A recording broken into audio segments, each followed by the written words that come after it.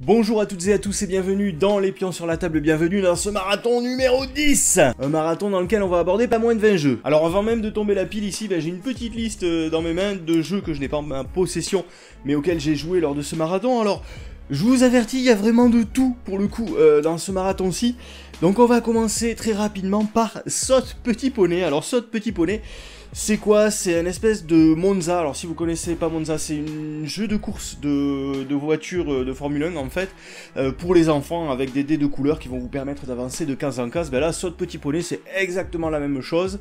C'est un petit peu le Monza du pauvre en fait, c'est-à-dire qu'on a une toute petite boîte avec différentes petites haies de couleurs et donc on va sauter par-dessus avec les poneys. Voilà, donc ça se joue tout seul, il n'y a pas grand intérêt en fait, si ce n'est commencer à initier les enfants à du jeu de course. Ensuite, nous avons joué à Duplique. Alors Duplique, c'est quoi? C'est un espèce de Pictionary dans lequel vous allez devoir refaire un dessin en fait qu'un guide possède entre ses mains. Par exemple, sur son dessin, il va avoir un monsieur dans une montgolfière avec 3 mouettes sur la droite. Il va vous dire en gros ce qu'il y a sur ce dessin. Et puis tous autour de la table, il va falloir que vous essayiez de dessiner exactement le même dessin. C'est un jeu qui est à se fendre la margoulette parce que déjà, le guide est chronométré. Ça veut dire qu'il n'a pas tout le temps qui lui plairait en fait pour décrire l'illustration. Mais bien évidemment, après tout ça, on va observer les différentes œuvres des différents artistes autour de la table, et ça c'est très drôle. Alors bien entendu, plus la description du guide sera précise, et plus vous aurez de chances de scorer de points. C'est-à-dire que si les mouettes, vous en avez décidé que 2, et puis que vous les avez faites à gauche, alors que sur le dessin il y en avait 3, et qu'elles étaient à droite, il y a des chances qu'à la fin, quand on va noter le dessin, vos points soient de l'ordre de 0. En ce qui concerne les mouettes, il me semble qu'on note sur 10 critères différents, donc voilà, vous pouvez vous rattraper sur d'autres choses. Est-ce que la montgolfière a des petits points, en termes de motifs, ou est-ce que c'est des traits? Donc Duplique, si vous êtes fan de dessiner c'est gagné, de Pictionary, etc., moi bien sûr, je vous le recommande chaudement. Ensuite, nous avons joué à Plan Your Climb, j'espère que mon accent est pas trop mauvais. Plan Your Climb, c'est un petit jeu de cubes en fait, vous allez avoir différents cubes de couleurs, chacun dans votre zone de jeu, et puis vous aurez une base de cubes de couleurs en fait au centre de la table, et il va falloir faire grimper cette pyramide au centre de la table avec vos propres cubes de couleurs, chacun à tour de rôle. Et si vous êtes bloqué, si vous ne pouvez pas poser de cube, vous êtes éliminé la partie. Sachant que pour poser un cube de couleur depuis votre réserve, il faut qu'il ait comme base au centre de la table au moins un autre cube de la même couleur. On pose son cube comme ça à cheval sur 2 cubes. Le problème c'est que si cette base est composée de 2 cubes de couleurs identiques, vous vous faites piquer un cube par un adversaire. Alors il y a du cube joker, il y a du cube pour passer son tour, on peut se les faire piquer aussi. C'est un jeu très rapide, très facile à expliquer, les petits éléments en bois sont sympathiques à manipuler. Personnellement, c'est pas du tout mon style de jeu, mais bon voilà, un jeu d'apéro comme ça, ou pour initier des gens, c'est très bien. Notamment pour initier des enfants d'ailleurs. Quatrième et dernier jeu de ma petite liste, et alors là on passe dans un autre univers et dans un autre niveau de jeu si vous voulez. L'Insondable. Alors l'Insondable, là on part sur du gros jeu. C'est la réédition de Battlestar Galactica que j'ai eu très longtemps dans ma ludothèque et auquel je n'ai jamais joué parce que les règles de jeu vraiment m'avaient démotivé en fait. Alors que le jeu avait vraiment bonne presse pour le coup, il était quand même réputé pour être un excellent jeu. Et donc là il a eu sa réédition dans l'univers de Lovecraft, aux couleurs de Cthulhu, puisque là on ne se situe plus dans l'espace, dans un vaisseau spatial, on est dans un bateau en route pour Boston, très certainement du coup dans les années 20, et cette fameuse croisière ne va pas s'amuser du tout, puisqu'elle va être attaquée par des profonds, et aussi Mère Hydra et Père Dagon, accessoirement. Alors à l'intérieur il y a de magnifiques figurines, vraiment, Hydra et Dagon sont sublimes, les profonds sont très bien faits aussi, vraiment quand ils viennent investir le pont du bateau là, c'est du plus bel effet. Et donc l'Insondable, c'est un jeu d'identité secrète, mais c'est pas les loups-garous de tierce-lieu, loin de là, c'est vraiment l'identité secrète high level. C'est-à-dire qu'on va avoir 4, 5, 6 rôles, chacun va avoir des compétences particulières, bien entendu. Va y avoir de la force, va y avoir de l'observation, va y avoir de la volonté, etc., etc. Les compétences traditionnelles d'un jeu dans l'univers de Lovecraft. Bon, le principal problème du bateau, c'est que donc il va se faire attaquer par ces créatures des profondeurs qui vont tenter de l'envahir, qui vont tenter de le détruire, qui vont tenter de buter les civils qui sont situés à l'intérieur. Vous, en tant que personnage joueur, vous ne pouvez pas mourir, ça c'est très important. Par contre, vous pouvez finir à l'infirmerie, ce qui va vous handicaper dans le jeu, bien évidemment. Vous pouvez aussi être mis à fond de cale, et pour la simple et bonne raison que parmi vous, il y a, vous l'aurez compris, un traître, voire 2. Et force est de constater que, pour le coup, en termes de jeu coopératif, avec un traître à l'intérieur, c'est peut-être le meilleur en fait. Il y a tellement de choses à faire sur le plateau de jeu en essayant de faire avancer plus vite le bateau, en essayant de faire avancer plus vite le rituel qui va permettre de rejeter les monstres à la mer, en essayant de fouiller le bateau à la recherche de nouveaux objets, etc., etc. Toutes ces actions ayant leur contrepartie négative, bien entendu. Et donc ce traître au milieu qui va tout faire pour que ça foire, mais sans se faire repérer. Donc c'est un jeu très fin, très subtil, dans lequel vous allez dire peut-être que vous allez vouloir prendre des risques pour faire avancer un petit peu plus vite les choses, alors que vous savez très bien que ça va se casser la gueule tutoriel, que vous savez très bien pourquoi vous faites ça, vous allez être très régulièrement sollicité pour mettre en commun vos compétences pour réussir certaines épreuves. Et c'est là que le jeu est hyper malin parce que en fait vous allez jouer face cachée des cartes en fait pour aider le groupe à réussir ces épreuves. Sauf que vous l'aurez compris, bien entendu, que le ou les traîtres, ils vont parfois, voilà je dis parfois, pas tout le temps parce que comme je vous disais, il faut pas se faire griller de suite, eh bien pourrir en fait ces tests de compétences. Étant donné qu'on n'a pas tous les mêmes compétences autour de la table, ben on peut bien évidemment cibler en fait les personnes qui tentent de pourrir le jeu, sachant que le test de compétences est de base un petit peu faussé par certaines cartes en fait qui viennent s'immiscer à l'intérieur et qui ne proviennent pas des joueurs. Donc le doute subsiste quand même, et c'est un jeu dans lequel on ressent vraiment voilà la paranoïa et l'adrénaline de tout le bordel qui se passe sur le navire. Alors après c'est un jeu à ne pas mettre entre toutes les mains, à partir du moment où vous commencez, déjà si vous connaissez pas les règles, à mon avis vous partez pour 2 heures d'expli. Alors nous on a eu la chance d'avoir eu mon cousin en fait qui a amené le jeu et qui avait déjà bossé les règles, et là pour le coup je le remercie énormément de nous avoir fait gagner énormément de temps à mon avis, et je le remercie également énormément de nous avoir fait découvrir ce jeu fantastique. Mais voilà, même en connaissant les règles, ben on a eu une expli de règles qui a duré de 20 à 25 minutes. Et puis après vous partez sur une partie qui dure environ 4 à 5 heures. Personnellement, première partie, 5 heures de jeu. Alors dit comme ça peut éventuellement paraître long, hein, mais en réalité j'ai eu l'impression d'avoir joué 1 heure. Tellement c'était bon en termes de mécanique, fluide, palpitant en termes d'adrénaline. Alors après moi j'ai joué un traître, donc peut-être que ça joue aussi dans mon appréciation du jeu, mais j'ai pas eu l'impression que les autres passagers s'ennuyaient. Donc personnellement, j'ai fait le choix de revendre Battlestar Galactica et je l'ai remplacé par l'Insondable. Maintenant que je connais les règles du jeu, etc. En plus, il paraît qu'entre Battlestar et l'Insondable, ils avaient revu les règles de jeu, qu'ils ont simplifié certains trucs, certains bugs, ils ont rééquilibré, etc. Donc voilà, c'était pas la peine de garder l'ancien auquel j'ai jamais touché et de me retaper le livret de règles pour les petites différences qu'il y avait avec l'Insondable. Autant repartir direct sur la nouvelle mouture avec les belles figurines qu'il y a à l'intérieur, avec un univers qui me plaît énormément, vous le savez. Et je sais très bien que c'est un jeu que je vais pas ressortir 5 fois par an. C'est un jeu qui va sortir 1 ou 2 fois, peut-être, si j'ai de la chance. Parce que voilà, 5 heures de jeu, parce que voilà, il y a un gros livret de règles, et donc il y a un gros temps d'explication, et donc ça peut en démotiver beaucoup. Mais en réalité, pour en revenir aux règles, en réalité, quand tu connais le jeu, et quand tu vois un petit peu la mécanique que c'est, il est pas si compliqué que ça. Et honnêtement, si vous avez envie, comme ça, d'un jeu d'identité secrète très complet, si vous êtes fan de Cthulhu, que les jeux de 5 heures ne vous font pas peur, allez-y, parce que en réalité ça passe. J'en ferai certainement une vidéo quand je l'aurai dans ma ludothèque à mon tour. Voilà, c'est une vidéo qui me fait très peur parce que il y a tellement de moyens de se gourer en fait sur ce genre de jeu là, mais je le ferai je pense. Alors ensuite on va attaquer la pile. Alors on a, qu'est-ce qu'on a ici? Alors c'est pas du tout le même style, on a ici le domino puzzle La Forêt. On a joué à ça avec mes enfants, ma femme. Qu'est-ce que c'est? C'est tout simplement, c'est des dominos, hein, tout bête, avec de magnifiques illustrations ici des animaux de la forêt et des plantes de la forêt. Et donc en fait, ça se complète ici, vous voyez, hop, par exemple ici j'ai un champignon, et bien il faut que je trouve l'autre bout du champignon pour pouvoir avancer, etc. Ça n'a quasiment aucun intérêt ludique, aucun, hein, voilà. Mais c'est un jeu, moi, que j'avais en ma possession lorsque j'étais tout petit, auquel je jouais avec ma grand-mère, avec mes parents, etc. Et donc du coup, on a ressorti ça, les filles ont ça dans leur ludo. Et c'est avec beaucoup d'émotion que j'ai pu repratiquer ce jeu-là. Voilà, je sais pas si vous le trouverez dans le commerce et je sais même pas si vous le trouverez d'occasion. Alors ensuite, on a ici joué aussi à Sandwich Masterclass. Je vais passer très vite également dessus, tout simplement parce que vous connaissez déjà Sandwich sur cette chaîne-là. C'est un jeu dont j'ai parlé assez souvent. Il suffit en fait de fabriquer des sandwichs avec des ingrédients, de les faire goûter aux autres personnes autour de la table et puis de voter pour le meilleur sandwich. La différence avec Sandwich Masterclass, c'est qu'on a un nouveau design, hein, voilà, les cartes ont été modernisées. Je crois qu'il y a plus de cartes, beaucoup plus de cartes d'ailleurs me semble-t-il. Et puis il y a eu une petite modification de règles, c'est-à-dire que en plus de faire goûter les sandwichs à tout le monde, eh bien on a aussi un thème central en fait pour lequel il va falloir concourir. Alors ça peut être peut-être menu kids, voilà, il faut qu'on fasse absolument un menu en rapport avec les enfants. Ça peut être frigo en panne depuis 3 jours et donc il va falloir qu'on fasse avec des ingrédients, voilà, qui sortent du frigo ou qui sortent pas du frigo, justement parce que le frigo est en panne depuis 3 jours. Donc voilà, ça ajoute un petit peu de fun, ça ajoute un petit peu de piment, donc je trouve que voilà, un jeu qui s'est un petit peu renouvelé. Si vous l'avez pas, achetez-le parce que vous allez bien rigoler. Si vous avez déjà l'ancien, ça va pas changer grand chose. Donc à vous de voir. Perso, la petite étant très fan du sandwich premier du nom, eh ben, je lui ai filé et puis j'ai racheté celui-là pour ma propre ludo. Voilà, comme ça tout le monde est content. Alors ensuite, qu'est-ce qu'on a ici? Ici on a Ali.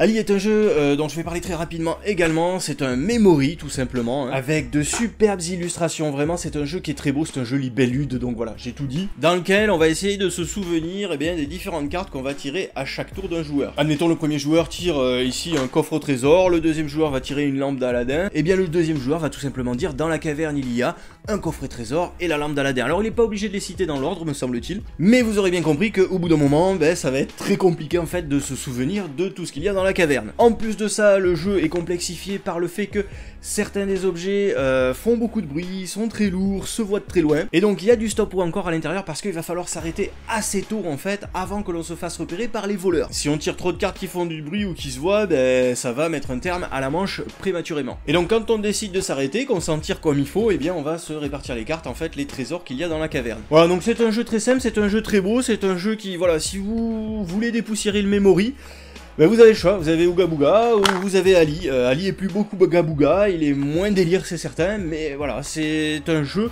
qui à mon avis a un intérêt dans une ludothèque pour enfants comme pour adultes. Alors ici, qu'est-ce qu'on a ici? On a Unfold de Dark Story. Alors, qui est un jeu issu de l'univers de Arkham Asylum, hein, c'est ça qu'il y a écrit, Escape from the Asylum, pardon, pas Arkham Asylum, que je connais pas du tout, donc je l'ai pas pris pour ça. Moi je l'ai pris parce que j'ai compris que c'était un escape game, sans application, avec, donc ça change un petit peu d'unlock, avec dedans plusieurs énigmes, et puis bon, voilà, le design et tout, c'était un petit peu sombre comme ça, un petit peu oppressant, donc ça m'a plu. On a acheté ça, on y a joué, c'est un jeu qui est très inégal. Dedans, vous allez avoir 7 énigmes en fait à résoudre pour pouvoir vous échapper du commissariat de la ville. Et les 7 énigmes sont absolument pas du même niveau. Il y a vraiment des énigmes que vous allez résoudre comme ça d'un claquement de doigts. Et puis il y a des énigmes sur lesquelles vous allez vous prendre la tête pendant longtemps. Alors personnellement, je vais pas spoiler, mais notamment l'énigme de la voiture électrique. Voilà, on va juste dire ça, l'énigme de la voiture électrique. Même en relisant la solution plusieurs fois, on n'a toujours pas compris en fait comment ça fonctionnait. Je veux dire, on a compris la mécanique de jeu, mais je me demande si honnêtement il n'y a pas un bug dans la solution, parce qu'on a eu beau refaire le parcours 150 ans, on n'a pas compris. On n'a pas compris, on l'a revu, si vous l'avez fait, dites-moi en commentaire si vous avez réussi, si vous avez compris, mais alors, on est resté bloqué. C'est trop inégal, honnêtement, tu sautes de l'énigme niveau 5 à l'énigme niveau 0,5, c'est très particulier, c'est dommage parce qu'il y a une histoire qui est plutôt sympa, plutôt prenante à l'intérieur. Voilà, il est réutilisable en plus, si vous essayez de pas trop l'abîmer. Alors personnellement avec mes gros doigts bourrus, j'ai tout pété à l'intérieur, je vous le dis, voilà. Bon, pourquoi pas, franchement, pourquoi pas pour passer le temps, moi on a passé quand même un bon moment. Mais voilà, c'est pas un essentiel. Alors ici on a un party game excellent, c'est Top 10.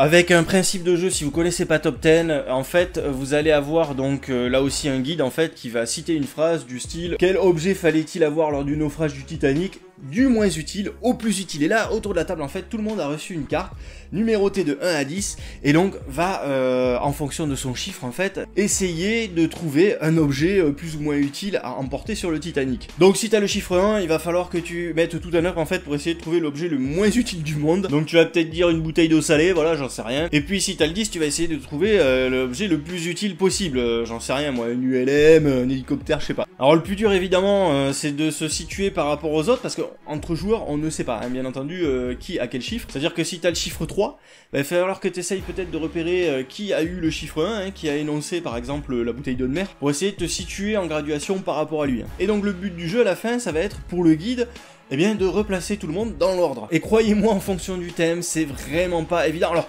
bien entendu, plus vous êtes nombreux à jouer, et plus ça va être compliqué. Hein. Quand vous avez 9 personnes comme ça, à placer graduellement, avec le nombre de conneries qui a été raconté autour de la table, c'est très compliqué. Mais le but du jeu avec ce genre de conneries, hein, vous le savez, c'est pas forcément de gagner, hein, c'est surtout de s'amuser. Alors on n'est pas sollicité en fait que par l'invention de mots, on peut aussi avoir affaire à du mime, donc c'est excellent. Donc on a un petit tapis de jeu en plus qui permet de décompter, parce qu'on a des jokers en fait, qui nous permettent quand même d'avoir le droit à l'erreur avec des petites licornes qui se transforment en petit caca, voilà, c'est frais, c'est malin. Mais ça vole pas très haut. Mais voilà, c'est un jeu qui est efficace, il y a beaucoup de cartes à l'intérieur, donc ça se renouvelle bien. Donc Top 10, un essentiel à avoir dans Ludothèque, vous allez vous marrer. Alors ensuite, qu'est-ce qu'on a ici? On a un excellent jeu les amis, on a Harry Potter, bataille à Poudlard, défense contre les forces du mal, excusez du peu, voilà le titre à méga rallonge, qui est un excellent jeu d'affrontement, de deck building, c'est vraiment très bon, très punchy, très dynamique. Vous allez avoir cette fameuse piste, vous savez, qui sert pendant les cours de défense contre les forces du mal dans je ne sais plus quel volume d'Harry Potter. Et donc le but du jeu, vous commencez donc dos à dos au centre de la piste, et puis vous allez essayer d'envoyer des sorts à l'adversaire pour l'envoyer le plus loin possible, et puis finir par le rendre évanoui. Donc c'est un jeu où on va jeter des sorts, hein, tout simplement, et puis on va avoir une rivière d'achat au centre de la table. On commence avec un deck très faible, vous connaissez le principe du deck building maintenant, hein, voilà, on commence avec un deck très faible, et puis on va acheter des cartes de plus en plus puissantes pour envoyer des trucs par la gueule de l'adversaire, pour se soigner également, pour générer plus de ressources, pour prévoir l'avenir et donc acheter des cartes hyper puissantes. Le jeu est vraiment redoutable, moi je trouve qu'il est très offensif, je dirais même limite agressif. Ma femme ne veut plus jouer avec moi au bout de 2 parties parce que tout simplement elle trouve que voilà, c'est trop violent. Après elle est très sensible. Alors après il faut savoir que voilà, je dis qu'il est agressif pour plusieurs raisons, hein. C'est parce que vous vous mettez en fait, vous vous faites perdre des points de vie, vous vous faites défausser pas mal de cartes en fait, vous envoyez également des malédictions dans la main de l'adversaire avec des cartes totalement pourries qui vont ressortir régulièrement. C'est ouais, en termes de violence en fait le jeu est quand même assez costaud. Après au niveau du matériel c'est pas foufou, franchement bon on retrouve voilà les écussons de Poudlard. Après c'est que des photos, des films, donc c'est pas dingue. Moi j'aurais bien aimé voir des Harry crayonnés etc, mais c'est comme ça, vous voyez. Les adaptations de licence de toute façon on tombe toujours dans les mêmes travers en termes de design. Il y a absolument tout l'univers d'Harry Potter, hein. Vous allez avoir des bières au beurre, vous allez avoir les bonbons de Bertie Crouch, vous allez avoir tout là, les grenouilles magiques, etc. Les cartes sorts, c'est vraiment, mais alors, le degré zéro de la création artistique avec, t'as juste en fait le mouvement fait par la baguette, lorsque tu lances le sort, genre le Wingardium Leviosa, bah, tu vas avoir la flèche pour pouvoir le faire. Alors, c'est rigolo les premières parties parce que du coup tu le fais, tu vois, quand tu lances le sort, mais voilà, ça lance très vite, et honnêtement, il aurait mieux valu des illustrations avec peut-être la plume qui se lève, ce genre de choses là, parce que, en fait, voir des flèches tout le long de la partie, c'est pas très passionnant. C'est dommage parce que, voilà, c'est un excellent jeu, honnêtement, si vous voulez vous initier au deck building, déjà il est très simple. Si vous voulez un jeu agressif en termes de deck building, allez-y. Si vous cherchez un jeu à 2 sur des deck building, allez-y. Si vous aimez Harry Potter, allez-y. Bref, celui-là est essentiel à avoir dans votre ludothèque. Après, je sais bien que vous avez gavé de jeux de deck building dans votre ludo et tout. Mais voilà, là c'est Harry Potter, là c'est du rapide, c'est du punchy, c'est de l'offensif, c'est du jeu à 2. Je recommande. Alors ensuite, on va attaquer ici Chaton et Dragon. Chaton et Dragon, qui est une BD dont vous êtes le héros. Je sais pas si vous vous souvenez, j'avais déjà parlé de Ligli dans la même collection comme ça chez Macaca, qui était une BD plutôt sympa, voilà, où il fallait distribuer le courrier dans le village des petits malins et tout ça, mais qui était une BD dont vous êtes le héros, qui durait assez longtemps, ça m'avait surpris d'ailleurs. C'est une durée de vie qui est accrue d'une manière pas forcément naturelle, voilà. C'est un petit peu de la poudre aux yeux par moment. Là pour le coup, dans Chaton et Dragon, on a plus ce à quoi je m'attendais en fait en ouvrant une BD dont vous êtes le héros. C'est-à-dire une aventure qui part d'un point A, qui arrive à un point B, avec quelques détours par moment. Mais voilà, on a un objectif, c'est d'aller combattre un dragon, et puis basta. Donc on va bien évidemment récupérer des armes, perdre et gagner de la santé. Alors après, il y a un système original de jeu à l'intérieur, voilà, qui s'adresse essentiellement à des enfants, hein, voilà, faut pas se mentir, c'est pas destiné aux adultes du tout, mais par contre, c'est pas ennuyeux si vous voulez vous le pratiquer avec vos enfants. Pour le coup, là, on est sur une aventure beaucoup plus rapide qu'avec Ligili, et on est plus dans, voilà, de l'aventure, du voyage, de la découverte, de choses, de peuples, de paysages, etc. Donc, entre les deux, je vous conseillerais plutôt celui-là, parce que c'est, même si c'est très cliché, même si c'est très tradit, en fait, dans l'univers du jeu d'aventure, bah pour un enfant, ça constituera peut-être sa première aventure, et c'est très bien comme ça fait le job, pas de souci. Alors ici, qu'est-ce qu'on a ici? On a le Perudo. Est-ce que vous connaissez le Perudo? Normalement, vous connaissez le Perudo. Le Perudo, c'est un jeu de dés avec des gobelets à l'intérieur de magnifiques couleurs. Et puis vous avez tous 5 dés dans votre gobelet, vous allez lancer vos dés, vous allez regarder un petit peu dessous quel résultat il y a, et puis vous allez mettre un pari comme ça sur le nombre de dés qu'il peut y avoir autour d'une certaine valeur autour de la table. Genre, bah, il y a 2 dés de 6 autour de la table, et voilà, et puis le joueur qui suit, il va soit mettre votre parole en doute, en fait. Dans ce cas-là, eh bien, on va dévoiler ce qu'il y a sous tous les gobelets autour de la table, et puis on va vérifier, hein. Le perdant du pari va perdre un dé, tout simplement. Et bien évidemment, moins vous avez de dés, et moins vous pouvez imaginer le nombre de dés de telle ou telle valeur qu'il y a autour de la table. Au lieu de mettre une parole en doute, vous pouvez renchérir, tout simplement. C'est-à-dire C'est-à-dire que si je pars toujours sur mon exemple de 2D6 autour de la table, bien je pourrais très bien dire, en fait il y en a 3D6, voire 5 si je veux faire fou. Après mon exemple est mal pris, j'aurais dû commencer par du 2D4. Comme ça là, ça m'aurait permis de dire, soit vous dites 3D2-4, soit vous dites 2D2-5. Voilà, puisque vous pouvez accroître soit le nombre de dés, soit la valeur. Alors après, il y a une petite spécificité à l'intérieur de ce jeu, puisqu'il y a aussi, alors il n'y a pas de chiffre 1, ce sont des petits perroquets en fait, des pacos. Et donc vous pouvez à tout moment en fait partir sur des pacos en valeur. Et quand vous partez sur des pacos, vous divisez par 2, sachant que les pacos font office de joker pour toutes les autres valeurs de dés. D'ailleurs, on ne peut jamais démarrer par une valeur paco quand on commence le jeu. Mais un joueur à qui il ne reste qu'un dé peut le faire, parce que évidemment lui si sous son dé il y a un paco, peut-être que voilà il a envie de commencer par ça. Voilà, bon vous l'aurez compris, c'est pas un jeu très compliqué, hein, c'est un jeu de bluff, un jeu d'estimation de probabilité. C'est le jeu que vous pouvez voir dans Pirates des Caraïbes, vous savez quand Jack Sparrow joue au dé là, sous les gobelets et tout, et qu'il gagne contre tous les mecs d'ailleurs je crois. C'est tiré, je crois que c'est à la base c'est tiré du jeu du Doudou qui existe vraiment hein, pour le coup. Alors je sais pas si c'était vraiment un jeu de pirate ou quoi, mais je crois que c'était un jeu qui était pratiqué dans les Caraïbes, enfin bon voilà. Et c'est un jeu qu'il vous faut aller voir parce que c'est un jeu de bluff, c'est un jeu de dés facile à expliquer, c'est un jeu qui met de l'ambiance à l'apéro et tout, ça passe bien, t'as pas besoin de salir deux cartes comme ça au milieu de la bière. C'est très bien, voilà. Le format est facile à emporter partout, voilà, moi je pense que c'est un essentiel. Alors ensuite ici on va tomber pas mal de boîtes parce que je vais faire tous les unlocks d'un coup. Vous connaissez largement le principe de unlock, je vais pas revenir dessus, simplement voilà, on a fini le unlock kids. Je vous en avais parlé dans un précédent marathon ludique où on avait fait les 2 premiers scénarios, bon ben là c'est bon, on a fini les 4 derniers. Les meilleurs restent les premiers me semble-t-il, puisqu'après les scénarios dans le château sont assez rapides, même si là aussi on rencontre encore de nouvelles fonctionnalités avec le matériel, etc. Je rappelle que c'est un jeu sans application, donc voilà, si vous avez peur de mettre vos enfants devant un écran, prenez leur Unlock Kids, vraiment c'est très très bon, c'est très bien écrit, il y a beaucoup de très bonnes idées à l'intérieur, c'est très joli. Nous on s'est éclaté avec cette boîte là, vraiment. Après il y a donc 2 autres scénarios qui se passent dans un parc d'attractions avec des pirates, avec des zombies, avec plein de trucs. Moi je trouve que c'est une réussite sur toute la ligne cette boîte là, c'est très bon. Ensuite ici, on a eu l'occasion, puisque j'ai racheté quelques boîtes récemment, de tester donc le masque de fer, voilà, qui est la boîte, qui est le scénario offert en fait par Unlock pour tout achat d'une nouvelle boîte Unlock. Donc c'est un petit jeu d'escape en fait qui va durer à peu près une demi-heure, voilà, il vous donne 1 heure en fait comme la plupart des scénarios d'Unlock, mais en réalité en une demi-heure vous l'aurez torché. Il est très très simple, il y a de très bonnes idées à l'intérieur là aussi, pour ceux qui, sans spoiler, pour ceux qui ont fait le scénario, je parle notamment des prisonniers, voilà, je dis juste ça. Moi j'ai adoré l'histoire, on reste un peu sur sa fin quand même à la fin, c'est dommage. Et puis il est très simple, je vous le dis, mais je m'en fous honnêtement. Moi ce qui m'intéresse plus à la limite que la rudesse des énigmes dans Unlock, c'est son écriture, son histoire, l'aventure que l'on vit. Et je sais que c'est très paradoxal quand on joue pour le coup à un escape, mais je trouve que pour le coup c'est bien foutu. Puis c'est gratuit accessoirement, hein, donc voilà, hein, pour ceux qui vont se plaindre du fait que les énigmes sont pas très compliquées, voilà, rappelez-vous ça quand même, tout simplement. Alors ensuite, ici, on a le Unlock Mystery Adventure. Alors du coup, j'avais déjà joué, moi, ici, à celui-ci, mais on l'a refait avec ma femme pour la simple et bonne raison que je ne me souvenais pas du tout de celui-ci. C'est pas à cause du fait que j'ai pas de mémoire, c'est tout simplement que c'est le premier unlock que j'avais commencé, par lequel j'avais commencé.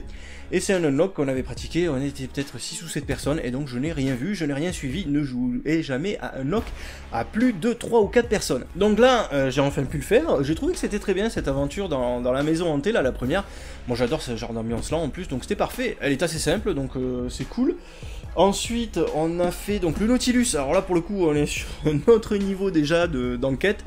Je trouve que l'univers est très bien foutu à l'intérieur, c'est oppressant à souhait. Par contre, il y a au moins une énigme à l'intérieur. Franchement, les gars, vous avez abusé. Parce que c'est absolument pas intuitif en fait en termes de résolution. Je vais pas dire laquelle parce qu'après sinon je m'avance trop et je vais vous pourrir votre partie si vous devez y jouer également. Mais honnêtement, on a trouvé que c'était abusé. Voilà. C'est dommage parce que l'aventure dans l'ensemble est plutôt bien foutue. Ça, je peux vous le dire, ça va pas vous spoiler. Il va falloir que vous trouviez de l'oxygène au fur et à mesure. En fait, pour ne pas, pour faire en sorte que le temps ne s'écoule pas trop vite. Donc du coup, ça vous octroie en fait des bonus de temps. Et donc ça, c'est plutôt bien trouvé. Je vous spoil rien en disant ça, c'est expliqué dès le début. Donc je trouve que ça ajoute une petite chose en plus, voilà, qui rajoute un petit peu d'adrénaline. Et puis alors là, le dernier, le trésor de Tony Pal, autant j'aime l'idée en fait. J'adore l'idée en fait des escapes, moi, qui se déroulent en monde ouvert. J'ai aucun souci avec ça, mais bien au contraire, hein. Moi j'adore le Unlock Star Wars, entre autres.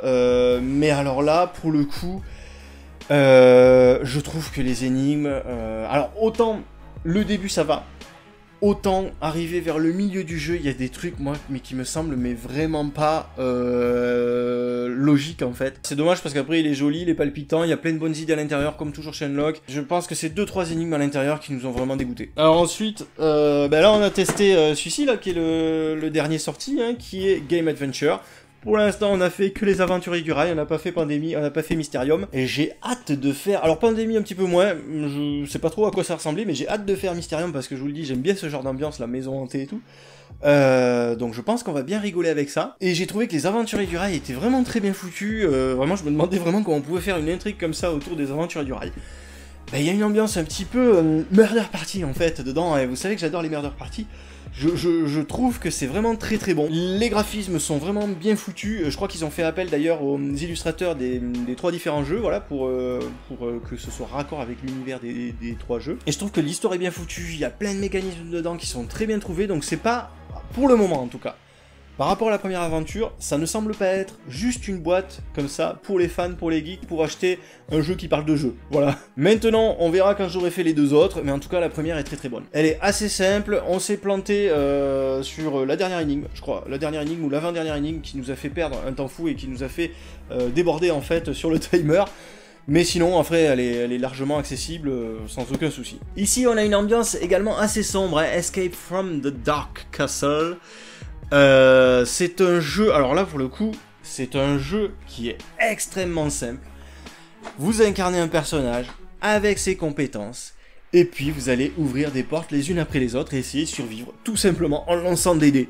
Donc il n'y a pas plus simple comme style de jeu. C'est un jeu qui fait grandement écho au livre dont vous êtes le héros des années 90, hein, c'est vraiment le même type d'illustration et tout, alors que certains vont trouver absolument moche, j'en conviens, mais que moi personnellement j'adore. Je trouve qu'il y a quelque chose en fait dans ces illustrations là qui est de l'ordre, alors pour moi, à la fois de l'affect, parce que ça me rappelle mon adolescence, en fait, mais qui a quelque chose, en plus, je sais pas moi, de dérangeant, vous savez, d'un petit peu Lovecraftien, justement, dans le design.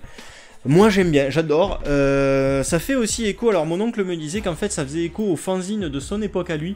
Alors lui, son époque c'était les fanzines des années 80, me semble-t-il, voilà, que j'ai pas connu pour le coup, mais je veux bien le croire, parce que je sais qu'il est, il est calé en la matière. Il y a une police qui rappelle beaucoup la police aussi, on m'a dit, de Magic l'Assemblée, ça se voit, hein, regardez un petit peu. Voilà, il y a plein de petits trucs qui font, qui sont assez fun dans les designs de ce jeu, mais je conçois que c'est un style vraiment clivant, pour le coup. Moi je suis certain que là le jeu a plu, mais je suis certain que si je le présentais à d'autres personnes, ils me diraient c'est dégueulasse, c'est quoi ce truc. Alors c'est un jeu qui n'est absolument pas un essentiel à avoir dans votre ludo. Je vous le dis, c'est un jeu dans lequel vous allez avoir généré un donjon aléatoirement, voilà, avec 15 salles aléatoires, avec un boss aléatoire, et puis avec vos personnages et vos compétences, vous allez avancer pour poutrer du monstre, éviter des pièges, ramasser des trésors. C'est un jeu qui aurait pu limite tenir dans une petite boîte comme ça, mais les cartes sont immenses, c'est très beau. En plus, l'éditeur a pensé à rajouter, moi quand je l'ai acheté, un dé à or avec une hache à 2 mains, c'est fantastique, voilà, qui peut, avec laquelle vous pouvez vous faire mal quand vous l'utilisez d'ailleurs. Donc c'est un jeu, voilà, qui se joue quasi tout seul, hein, je vous dis, vous ouvrez les portes, vous lancez des dés, vous tapez des monstres et voilà quoi. Mais honnêtement, un soir où vous avez pas envie de vous prendre la tête, où vous avez envie comme ça de jouer dans une ambiance un petit peu crade, bah ça fait largement le job, voilà. Donc personnellement, moi en tout cas, je le garderai parce que voilà, j'aime son design, le concept comme ça de jouer sur un quart d'heure, 20 minutes à ouvrir des portes, à taper des monstres, à ramasser des trésors, ça me va très bien, ça m'évite d'installer un jeu de figurines avec 50 000 cartes, pardon, des figurines de partout, des dés de partout, du matos, etc. Quand t'es claqué, honnêtement. Escape from the Dark Castle, en plus, qui se porterait très bien, alors je sais pas, peut-être que c'est le cas, à l'ajout d'extensions. J'ai vu qu'ils avaient sorti l'équivalent en version SF, dans l'espace, etc. Donc, choisissez votre camp camarade, mais je trouve que voilà, en petit café comme ça, après une journée un petit peu crevante, où vous avez envie de poser le cerveau, bah, Escape from the Dark Castle fait le job, voilà. Alors ensuite, on a ici un jeu très connu, enfin j'espère que vous connaissez ce jeu, Endor. Alors j'ai jamais su si on disait Endor ou Andor. Je vous avoue qu'une fois sur deux je dis Endor, une fois sur deux je dis Endor. Endor c'est plutôt la planète des Ewoks en fait dans Star Wars, donc on va dire Endor, allez. Donc Endor qui est un jeu exceptionnel dans lequel eh bien, vous allez en coop incarner des personnages et essayer de sauver un royaume de tout ce qui peut lui arriver. Il lui arrive beaucoup de choses à ce royaume. Des invasions de monstres, voilà, enfin bon, évidemment qu'il va y avoir de la bagarre, vous vous en doutez bien. C'est un jeu qui est intéressant à plusieurs titres. Si vous ne le connaissez pas déjà, c'est son mode d'apprentissage, voilà, qui est intéressant puisque au fur et à mesure que vous jouez, eh bien, vous apprenez les règles. Donc vous avez très peu de choses à apprendre en fait en début de partie, pour lancer une partie, pour expliquer aux gens. Donc ça, c'est un énorme avantage. Là, on est pour le coup assez loin de l'insondable. C'est quand même un jeu où il y a beaucoup de règles, où il y a beaucoup de choses à comprendre, mais ça vient... Alors beaucoup, tout est relatif bien entendu, attention, mais voilà, ça vient progressivement, et donc, comme c'est évolutif, c'est plus facile à ingérer, tout simplement. Donc à la première mission, vous allez aller, je sais pas quoi faire, et assécher un puits, puis aller vendre un truc à un marchand, etc. Donc comme ça, vous comprenez ces mécaniques de jeu. La deuxième mission, bah, vous allez peut-être combattre un monstre, ou l'éviter, enfin ce genre de choses-là. Et ainsi de suite, comme ça, et donc ça suit une histoire, donc c'est assez logique en fait, et puis vous pouvez, à chaque fois que vous recommencez en fin d'une partie, vous pouvez repartir de zéro sans aucun problème en fait, et vous suivez l'aventure dans le royaume d'Endor. Et c'est un jeu qui est vraiment à mi-chemin entre, si vous voulez, l'améritrage, donc le jeu de figurines en fait, où il va falloir poutrer du monstre, avancer, taper et chercher des trésors comme tout à l'heure, et l'Eurogame en fait, c'est-à-dire la gestion de ressources, etc., etc., puisque en fait, vos personnages là, hop, ils vont gérer un petit peu leur... ils vont gérer en fait leur force, ils vont gérer... je sais plus ce que c'est. Enfin, vous le voyez, de toute façon, il y a des figurines, il y a du cube en bois, il y a des dés, enfin, ça mélange un petit peu tous les univers. Un gros conseil quand même, si vous achetez Endor et si vous comptez le ressortir de temps en temps, pensez bien à bien ranger à l'intérieur. Moi, perso, j'ai vraiment fait un rangement de fou. Tiens, je vais vous montrer un petit peu, vous allez voir.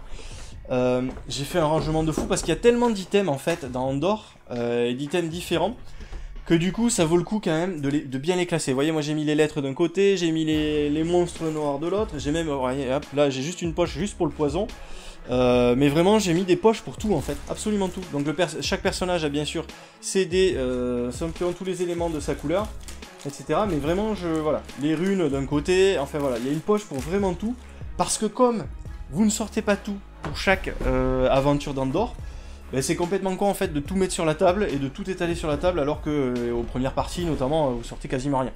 Donc voilà, pour faciliter la sortie du jeu, pour faciliter, là vous allez gagner énormément de temps si vous faites comme j'ai fait, mais de toute façon dans beaucoup de jeux dans lesquels il y a beaucoup de matos, hein, ça ne concerne pas que Endor, mais là je trouve que particulièrement.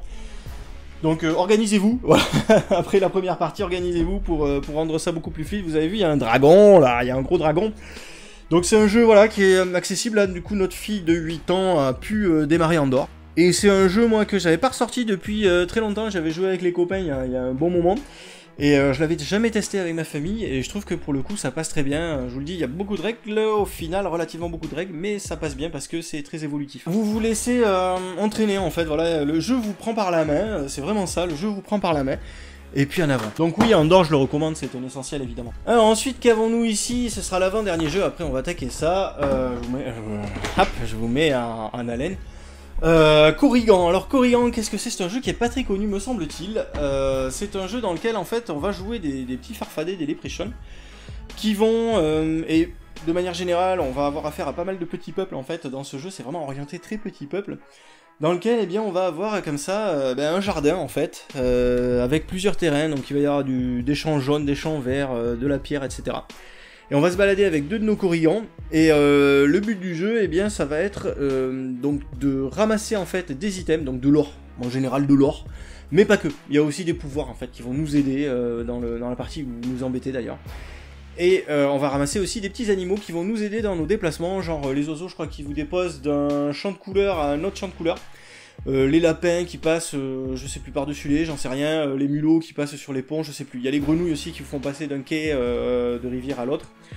Donc voilà, c'est un jeu où tu vas gérer en fait tes méthodes de déplacement, où tu vas essayer d'accumuler de l'or et où au fur et à mesure de la partie en fait, on va nous révéler de manière de plus en plus précise l'endroit où va apparaître à la fin l'objectif final, le chaudron magique en fait, là où va apparaître l'arc-en-ciel. C'est-à-dire qu'on va piocher à chaque tour en fait des couleurs dans un bag, et donc ces couleurs correspondent aux couleurs de l'arc-en-ciel, et puis donc on va fermer des colonnes verticales et des colonnes horizontales, et donc par déduction, eh bien à la fin on saura que le chaudron va atterrir là ou là ou là. Donc là ça va être la méga course vers le chaudron parce que ça rapporte énormément de points bien entendu. Comme on a 2 corrigans, plus on en envoie vers le chaudron et plus on gagne de points. Après on va décompter aussi tout ce qu'on a ramassé pendant toute la partie, hein. Vous pouvez jouer entre adultes sans aucun souci. C'est pas un jeu, ne vous fiez pas au design et tout, parce que c'est pas un jeu pour les petits enfants. Bon, il y a quand même quelques petites subtilités qu'il faut acquérir au départ, donc accompagnez vos enfants là aussi hein, quand même. Et là on va attaquer le final, les mystères de Pékin, ça je pense que vous connaissez tous. Moi j'adorais quand j'étais petit et même ado en fait, les mystères de Pétain, putain je refais le même lapsus que quand j'ai fait le Cluedo, non mais sérieux. C'est terrible, hein, c'est terrible, et pourtant je vous jure que je ne suis pas pétainiste. Hein. C'est, enfin moi je sais que j'ai adoré étant gamin. Alors moi j'avais la version d'origine, hein, vous savez, avec une magnifique boîte très vert très foncé, là, avec de magnifiques dragons, etc. C'était le design, à l'époque ça avait un super design. Là, le design a été modernisé, entre guillemets, par Lancé, je sais même pas si c'est la version actuelle, voilà. Mais à l'intérieur, voilà, on a gardé l'essentiel, c'est-à-dire que le plateau de jeu ressemble beaucoup, les petits bonhommes ont été modernisés, etc. Là, ils ont tous un design différent, contrairement à la version que j'avais, moi, ils se ressemblaient tous, il y avait que la couleur qui changeait. Mais après, voilà, c'est le même Pékin, voilà, avec les mêmes personnages. Alors, je croyais qu'ils avaient abandonné les témoins, en fait, avec des surnoms. Genre Miss Fonting, Li Preching, Sampabong et tout ça. Mais non, ils sont toujours là. Et voilà, c'était rigolo du coup de retrouver tous ces personnages-là. Je crois que les voleurs, eux, ont un petit peu changé par contre. Non, je crois que c'est les mêmes, hein, ping-pong et tout. Je crois que c'est toujours les mêmes. Juste leurs visages ont changé. Alors voilà, après on aime pas le design. Voilà, moi je préfère le design de mon époque, tout simplement. C'est un jeu qui est beaucoup plus rapide. Là, à jouer en tant qu'adulte que dans ma mémoire. Moi j'avais l'impression en fait quand j'étais petit que c'était un jeu qui prenait du temps, dans lequel on prenait du temps, on passait du temps à enquêter et tout, peut-être parce que nous on était lents tout simplement et qu'on voulait goûter le jeu.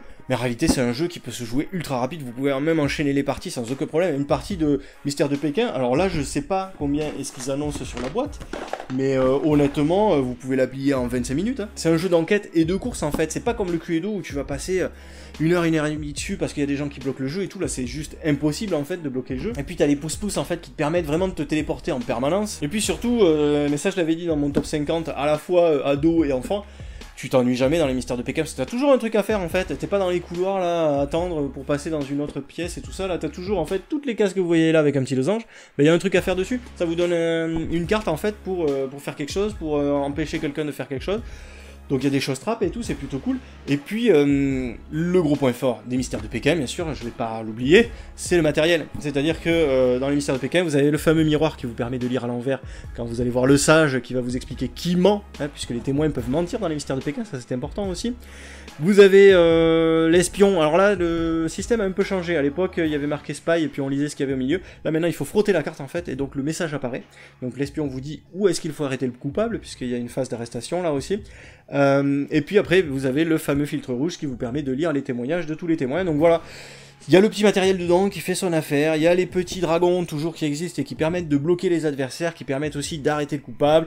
Voilà, donc c'est un jeu qui pour moi est beaucoup plus vif, beaucoup plus intéressant que le Cluedo, même si je sais bien, le Cluedo c'est mathématiques, c'est machin, tout ça, mais on se fait chier avec le Cluedo. Et là, ma fille, dès la première partie, elle a été conquise, je pense que depuis que j'ai montré les Mystères de Pékin, on a dû s'en enchaîner 6 ou 7 déjà. Donc personnellement, j'étais un petit peu déçu par le design, voilà, parce que moi j'avais une ancienne version qui était vraiment très très abîmée, donc je m'en étais défait, et je m'étais dit, bah tu vas racheter un neuf, ça ira très bien. C'est vrai que les dragons sont moins épais, c'est vrai que les cartes sont moins épaisses, ça s'abîmera certainement plus vite, etc., etc., mais au final, l'essentiel des Mystères de Pékin est là, on s'éclate autour du jeu, c'est vraiment... Alors après, voilà, en tant qu'adulte, bien entendu, ça a perdu beaucoup de sa superbe. Voilà, je vous le cache pas, je vais pas me ressortir les Mystères de Pékin tous les soirs. Mais avec les enfants, c'est pas du tout désagréable, même la toute petite peut y jouer même si elle comprend pas tout.